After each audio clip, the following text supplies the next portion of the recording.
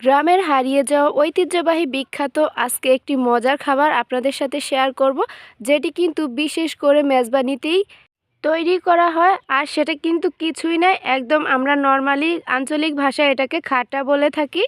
আজকে সেই হারিয়ে যাওয়া খাবারটি আপনাদের সাথে শেয়ার করব, আর এটা খেতে অনেক বেশি মজা হয়। আজকে আমি চাল কুমড়ার খাট্টা তৈরি করে দেখাবো, তাও আবার ঘরোয়া পদ্ধতিতে। বাই দ্য ওয়ে, আসসালামু আলাইকুম এভরিওয়ান। সবাইকে আমার কিচেনে স্বাগতম আরও একবার। তো চলুন কথা না বাড়িয়ে চলে যাচ্ছি মূল রেসিপিতে। কিভাবে আপনারা এই মজাদার খাবারটি তৈরি করবেন সেটাই দেখিয়ে দিচ্ছি। আমাদের গাছে কিন্তু এত বড় একটা জালি কুমড়া ধরেছে, আর এটা দিয়ে কিন্তু আজকে আমি খাট্টা তৈরি করব। সেটা আমি কিন্তু এত বড় কাটা আমি দেখাইনি, নর্মালি কিন্তু এটা আমি ছিলে নিয়েছি। এবার আমি সেখান থেকে একটা পিস নিয়েছি, দেখতে পাচ্ছেন বড় সাইজের, আর এটা কিন্তু আমি ছোট ছোট করে কেটে নিব। এটা যেহেতু অনেক বড় আর অনেক ওজন, এটা আমার কেটে নিতে সমস্যা হচ্ছিল, তাই আমি সেটা আর ভিডিও করিনি। তো ফাইনালি দেখতেই পাচ্ছেন আমি কিন্তু এইভাবে ছোট ছোট করে নিয়েছি। আপনাদেরকে একটু কাছ থেকে দেখিয়ে দিচ্ছি এটা পুরুত্বটা আমি কতটুকু রেখে কেটেছি। আপনারা ভিডিওটা একটু খেয়াল করলেই বুঝতে পারবেন। এটা কিন্তু বেশি ভারী করে কাটা যাবে না, তাহলে কিন্তু মিষ্টিটা এটার ভিতরে ঢুকবে না।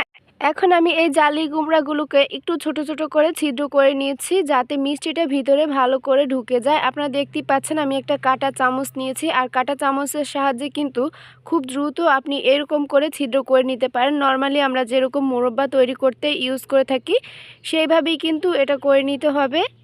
জালি কুমড়া দিয়ে এই খাট্টা রেসিপিটা কিন্তু অনেক বেশি মজা হয়। আজকের ভিডিওটি না টেনে আপনাদেরকে সম্পূর্ণ দেখার অনুরোধ রইল, তাহলে কিন্তু আপনারাও এরকম পারফেক্ট একটা খাট্টা তৈরি করে ফেলতে পারবেন। এটা কিন্তু ছোট থেকে বড় সবার পছন্দের একটি খাবার। আর অবশ্যই আপনারা যখন খাট্টা তৈরি করবেন একটু বাতি দেখে আপনারা এই জালি কুমড়াটা নেবেন, তাহলে কিন্তু এটা গলে যাবে না। যদি এটা কচি হয় তাহলে কিন্তু দ্রুত গলে যাবে। এরপর কিন্তু আমি চলে এসেছি কিচেনে। আমি এখানে 1 কাপের মতো পানি দিয়ে এটা সেদ্ধ করতে বসিয়ে দিয়েছি। তো মোটামুটি আমি 5 মিনিটের মতো জাল করে নিয়েছি। এখন দেখতেই পাচ্ছেন এটা কিন্তু সুন্দর একদম স্বচ্ছ একটা কালার চলে এসেছে। তখনই বুঝতে হবে এটা পারফেক্ট হয়ে গিয়েছে। কিন্তু এটা গরম পানির ভিতরে রাখা যাবে না, নয়তো ওভারকুক হয়ে যাবে, এটা গলে যাওয়ার সম্ভাবনা থাকতে পারে। 4 থেকে 5টি বলক আসার পরেই কিন্তু এটা আমি একটা স্ট্রেনারের সাহায্যে তুলে নিচ্ছি। আর এখন দেখতেই পাচ্ছেন একদম সুন্দর স্বচ্ছ একটা কালার চলে এসেছে। এটা সেদ্ধ হওয়ার আগে কিন্তু একদম সাদা থাকবে। তো আমি কিন্তু এটা একটা সাইডে রেখে আবারও চলে এসেছি কিচেনে। আমি একটা কড়াইতে কিন্তু এখানে 1/2 লিটার আগে থেকে জাল করা লিকুইড মিল্ক নিয়েছি। আপনারা চাইলে এখানে গরম পানি দিয়ে গুঁড়া দুধটাও গলিয়ে নিতে পারেন, এরপর ইউজ করতে পারেন। এখন ফ্লেভারের জন্য কতগুলো গরম মশলা ইউজ করেছি। 3 টুকরা দারুচিনি, 3টি এলাচ নিয়েছি। আর মিষ্টিটা একটু ব্যালেন্স করার জন্য এখানে আমি 1 চিমটির মতো লবণ অ্যাড করে দিয়েছি। আর এখন এই দুধটা আমি আরও একবার ফুটিয়ে নিব। দুধটা যতটা ঘন হবে এই খাবারটি কিন্তু খেতে ততটাই টেস্টি হবে। তো মোটামুটি আমি আরও 1 থেকে 2 বার এটা ফুটিয়ে নিয়েছি। এখন কতগুলো ইনগ্রেডিয়েন্টস অ্যাড করে দিয়েছি। এই ইনগ্রেডিয়েন্টসগুলো না দিলে এটা খাওয়ার কোনো রকম টেস্টি আসবে না। তো এখানে আমি 1 কাপ পরিমাণ ফ্রেশ কোরানো নারিকেল নিয়েছি। এটা কিন্তু মোস্ট ইম্পর্ট্যান্ট, অবশ্যই কিন্তু এই নারিকেলটি ইউজ করতে হবে। এরপর আমি 1/2 কাপ চিনি অ্যাড করে দিচ্ছি।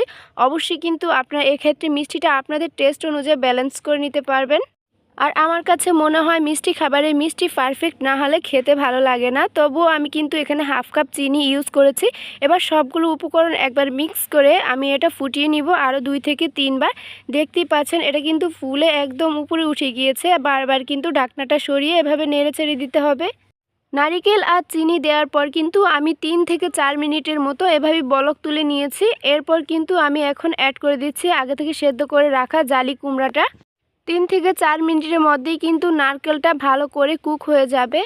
তো জালি কুমড়াটা দিয়ে কিন্তু আমি আরও কিছুক্ষণ নেড়েচেড়ে মিক্স করে এবার ঢেকে আরও রান্না করে নিচ্ছি 3 থেকে 4 মিনিটের মতো। এরপর কিন্তু আমি মাঝখানে 2 থেকে 3 বার নেড়েচেড়ে এটা মিক্স করে দিয়েছি। এখন আমি অ্যাড করে দিয়েছি 2টি তেজপাতা। আমি কিন্তু আগে এটা দিতে ভুলে গিয়েছিলাম, অবশ্যই কিন্তু আপনারা এটা আগে ইউজ করবেন। এই তেজপাতাটা কিন্তু খাবারের টেস্ট কোনো রকম হেরফের হবে না, এটা জাস্ট ফর ফ্লেভারের জন্য অ্যাড করা হয়। এরপর আমি আরও কিছুক্ষণ নেড়েচেড়ে ঢেকে রান্না করে নিয়েছি টোটালি 5 মিনিট। এখন দেখতেই পাচ্ছেন অনেকটাই কিন্তু এটা ঘন হয়ে গিয়েছে। এখন আমি এখানে একটা জিরে দিয়ে ফোড়ন দিয়ে দিব। আর এই ফোড়নের কারণেই কিন্তু এই খাবারের টেস্টটা অনেক গুণ বেড়ে যায়। দেখতে পাচ্ছেন আমি কিন্তু এটা একটা সাইডে রেখে দিয়েছি। আবারও কড়াইতে আমি এখানে মোটামুটি 2 টেবিল চামচ পরিমাণ কুকিং অয়েল দিয়ে এবার এখানে মাঝারি সাইজের একটা পেঁয়াজ কুচি করে এটা আমি একদম ব্রাউন কালার করে ভেজে নিব। তার আগে এখানে আমি অ্যাড করে দিয়েছি এখানে 1 চা চামচ পরিমাণ জিরা। আর এখানে গোটা জিরা অবশ্যই অ্যাড করবেন। আর এই জিরার কারণেই কিন্তু এটা খেতে অনেক ভালো লাগে।